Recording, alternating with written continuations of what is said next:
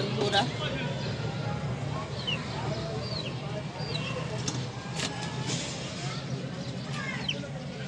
দেখেন এখানে যে বলের ভিতর কুমড় গাছ লাগিয়েছি, একটা দুইটা তিনটা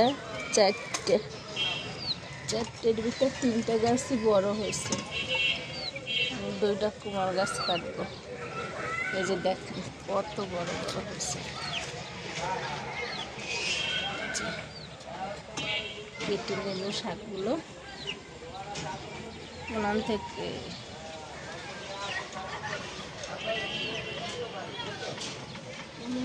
শুরু করবো এটাই ভাবতে পারলাম।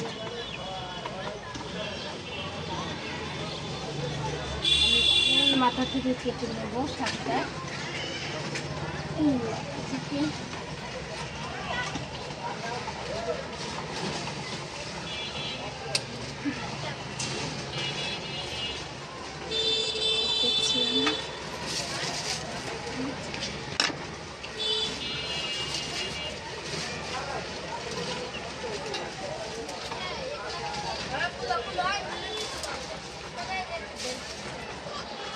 কলমি শাকগুলো বড় বড় হয়ে গেছে, লতাগুলো বাই বাই করছে, অনেক ফুল করছে।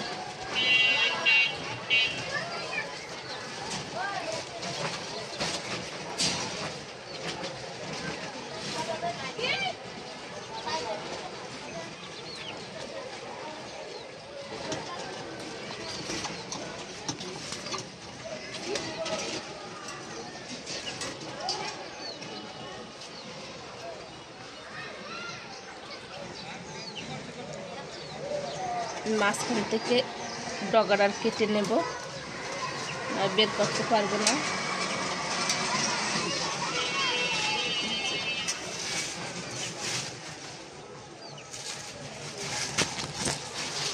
একটা নিয়েছি, এটা বের করতে।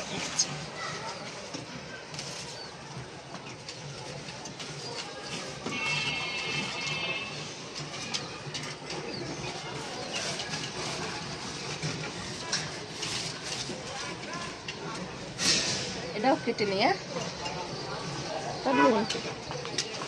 এটাও কেটে নেব।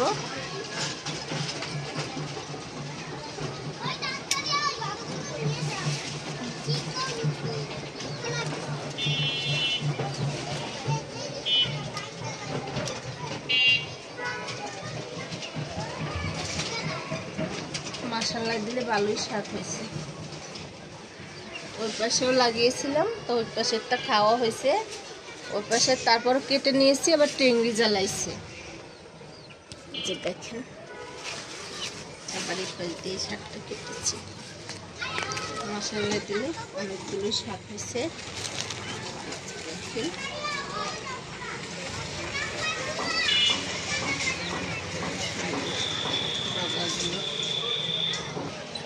ওই দিন ওই গাছটা থেকে কেটেছিলাম, আবার এই যে এখান থেকে আবার টেংরি জ্বালাইছে। এটাও কেটে নেব।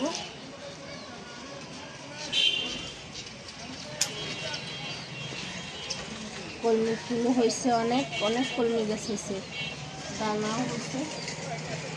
এবার শাক তুলে নিয়ে যায়।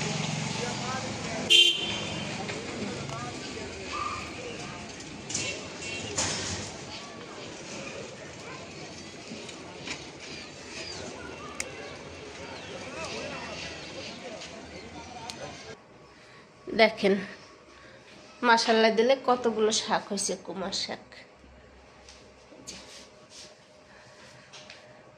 দেখছেন কত সুন্দর সুন্দর আগা হয়েছে, মাশাআল্লাহ। আমি এটা চিংড়ি মাছ দিয়ে রান্না করব আজকের। এক মুঠ কলমি শাকও তুলে নিয়ে আসছি।